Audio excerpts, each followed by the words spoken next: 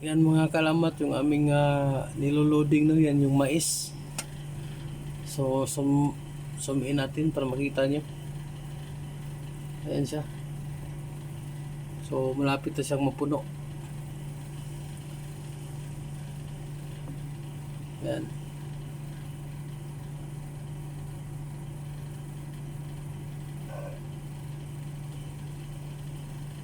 So, dadalhin namin to mga kalamat dun sa Vietnam. Siya sa mga kalamat. So, maya maya puno na to. Puno to lahat. So, aalis naman. Biyahe naman tayo ng 35 days. So, yun lang mga kalamat, no? In-update ko lang kayo sa ano, paraan ng pag-loading. So, yun lang. Maraming salamat. God bless and see you next time.